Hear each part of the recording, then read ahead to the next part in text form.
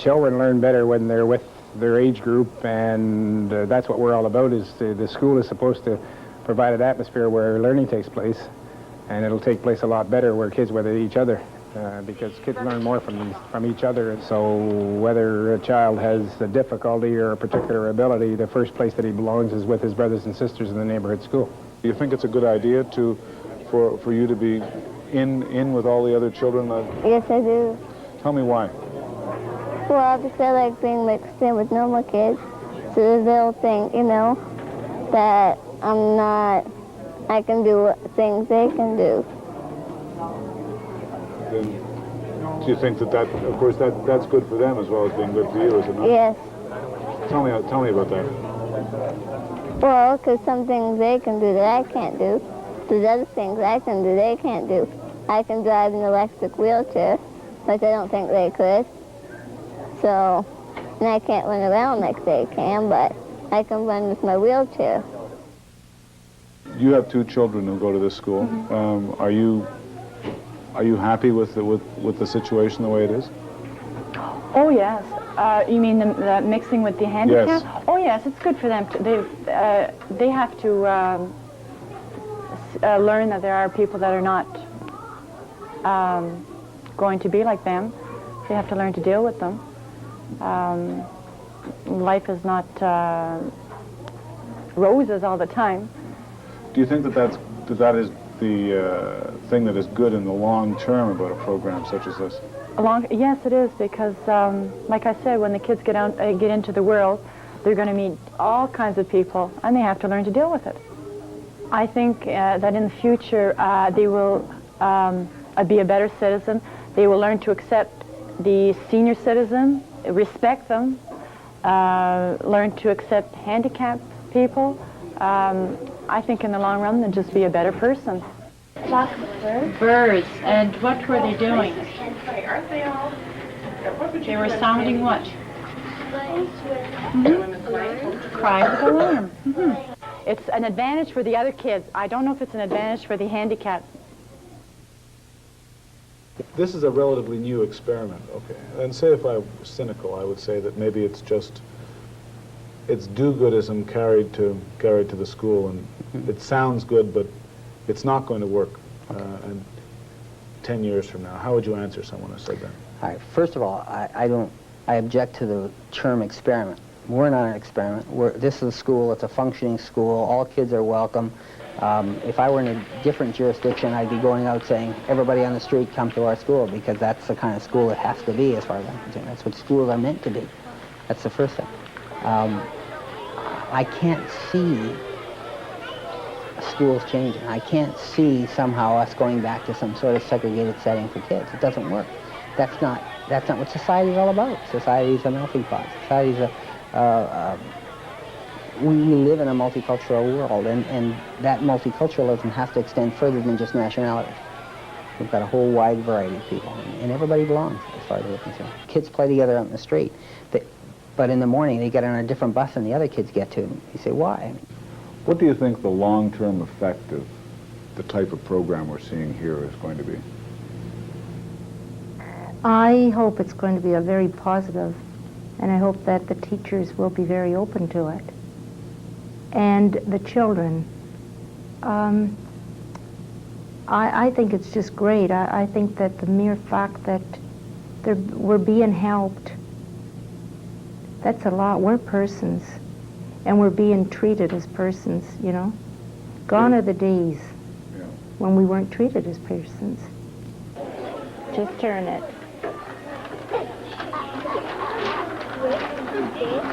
Now, all right. What is my rule when 2 vowels and a friend go walking? The first one does the talking and says his own name. King, king, king, king, king. Watch please. Road, goat, loaf, load, coal. Let's do those again, please, and watch the last consonant. Again. Does the teacher have to work harder, though? And we're talking about working with No, mentally you don't have to- handicapped children no. and physically handicapped children in the class? Mentally handicapped is no different than a slow learner in the normal classroom. You have to work, every child has its own potentials, and you work at that area and that level. And therefore, with a retarded, if mentally retarded, if they can only take so much, well, you're only going to try to give them so much. And also, it's geared to a different level of teaching. And so you give them where they're at. You know, it's the same as the child that can't mentally take in, a slow learner. You give him what he can take at his level. And that preparation is done as best it can. And also we have the aid of the special ed teacher, who definitely helps an awful lot. And programs are provided to help you out. So we're not stranded. We're not left stranded. Or to be mixed in with normal kids, so they'll get to understand us, and they'll get to understand more of them. To what it's like to walk, and they'll know what it's like to be in the wheelchair a little bit. I've been teaching for quite some time, and I've always had children in my class who have had difficulties, who have had individual problems, and it was just a matter of treating each one of them as individuals. Because after all, that's what they are. And I think it's a very good idea to bring these children in who have been segregated so long from the regular classroom. I think it will help make them feel as if they are a little more normal, perhaps, than they have felt in the past. And I think it's good for them. We're very fortunate here at this school to have a lot of parent volunteers, student volunteers from the high school, and from the older people who come in to help, the grandmas and grandpas. How important are those volunteers, really? Oh, they're very important to us. They do a lot of work for us, a great deal. They're very good, and they make the children feel good.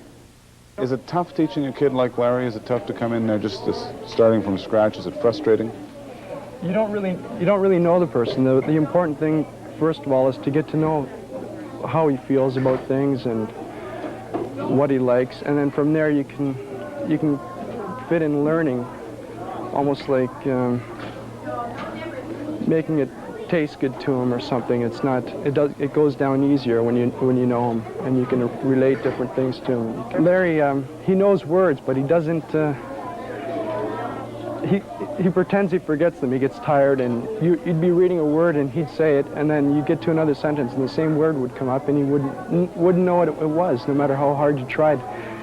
He'd get tired, or he'd get frustrated, or he'd even be trying to get at you. Sometimes that's what I think, he's trying to get at me.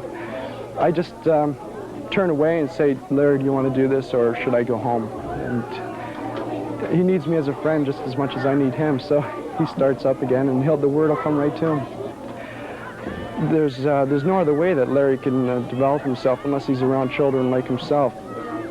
He has feelings and emotions. I thought that they were different from other children, but they're not. They have things inside of them that every other children has, and that's important. That's the important thing I learned. They're just like everybody else. S.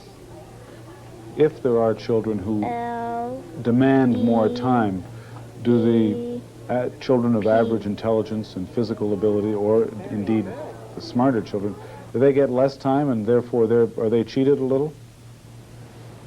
It could happen. I don't see it happening. I think a teacher has a responsibility to teach all the children in their class. I mean, a teacher comes to me and says, we're having difficulty. We have a process called a DPT team. The teacher will come to that team and say, hey, help, guys, we need some more input. Fine. That's our role as a school community, as a system, to provide the help that teacher needs to meet the needs of every kid in the classroom. If we had to zero in specifically on a problem, I guess we could categorize it as he has general, poor processing and integration of visual and auditory, especially on the input channel. Is the academic problem causing the emotional problem, or is the emotional problem blocking the academic? Yeah. And I think we're going to have to really look at both areas. What about special problems with special education? There could be disruptions in the classroom. A kid could be hyperactive and just too hard to control, or what happens to a child who needs medication, for instance? Yeah, well, you're right. All of those kinds of things can happen. You've been in this school long enough to know already that there's things going on here all the time. It's not, school's no longer the traditional quiet time. You just don't have that happen. There's a lot of flow, a lot of movement. Kids are going, that's with what we're talking about. When we're talking about withdrawal, resource withdrawal in our system, you talk about kids coming and going all the time. So kids can leave for some enrichment help, for some academic reinforcement, for some remedial help. They can also leave to go to the washroom, to get a drink, to get their medication.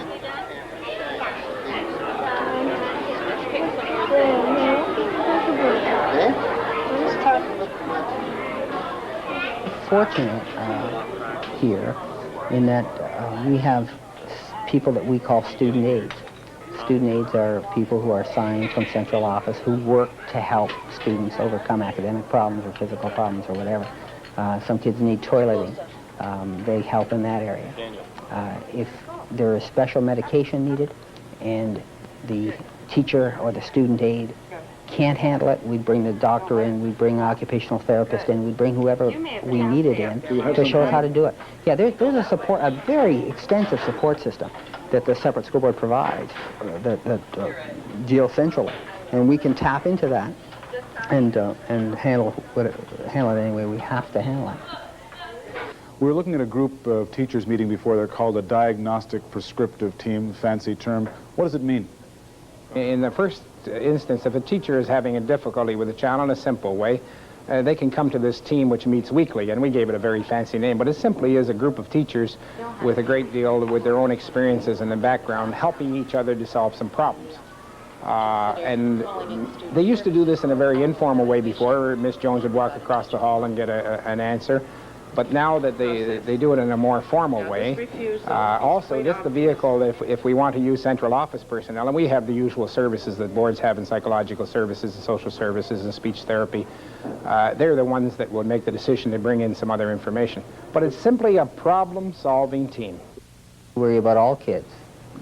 Not kids are kids. We worry about kids who are big and short and skinny and fat. We worry about kids who are having some difficulty. We worry about kids who are enriched. And our aim is to try to meet the needs of every kid, to deal with their individual differences, to make sure that we treat them with a sense of dignity and self-worth. Happy birthday to you.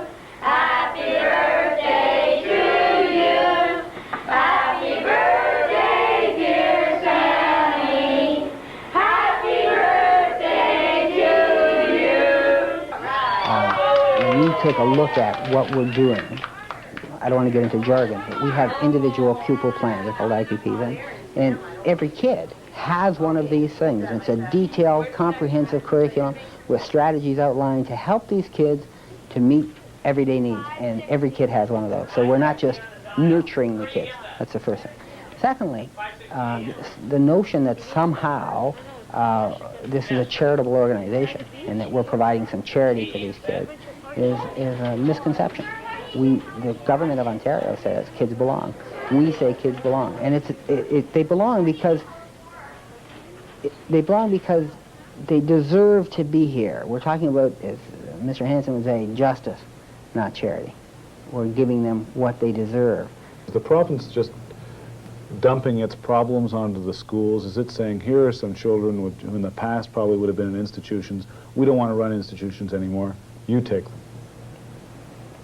If that's the reason they did it, I'm grateful they did it. She is so good to me, ain't she so heavenly? Ah, you're the one I like. She will like track and just gay, you're so kissable. Al, you're the love light in my eyes. Why are you coming to this school? There's all kinds of different kids. There's blind and everything. But I'm really glad to get to know people, and maybe I can help them in some ways. What do you want to do when you finish school? I don't know. What are your you would be in grade 8? I think I'd like to help the handicapped.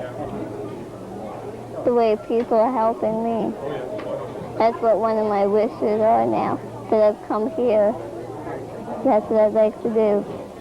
It was a challenge, and it was an experience for me. I learned how to handle children for the future. When I have my own children, I can relate to teaching. Actually, what I learned that maybe someday I'd like to become a teacher myself. When they come to me in grade 1, they have already seen me in the chair, and they see me floating around and outside. They just think it's a new vehicle, and it's a vehicle that you know, just get around in. But it's funny also, do you know, nobody asks why you're in the chair. As a teacher, what do you feel you get from this, from dealing with all these types of children? Oh, I think that I have grown tremendously by dealing with this type of child. I feel that it has made me a better person. It has made me better able to cope not just with them, but with all the children. I think that if a teacher is sensitive enough to deal with a child with a difficulty, they're that much more sensitive in dealing with others. The other problem that you have there is those. We have a lot of other kids who have difficulties that are invisible, and they have to be, their needs have to be met also. Such as? Well, you have kids that what the popular label is a learning disability, children who are often thought of as lazy or not trying, but who have probably some neurological damage or something that's just, non-technical terms, they call it a block. Some people can't read. And that's much more difficult because we tend to be much more sympathetic to those that have something visibly wrong with them. Do you get any complaints from parents of regular kids who think that this is going to slow down their children? Their little geniuses can't get ahead fast enough if they're being slowed down by other children. I haven't had any of that. I've had the contrary. I've had letters written to me from parents expressing what benefits their children had from being in a class with a child that was different. I've had teachers write to me and thank me for the opportunity to serve these children. So I haven't had the other. I'm not saying it's not there, but I haven't had it. You make my life complete.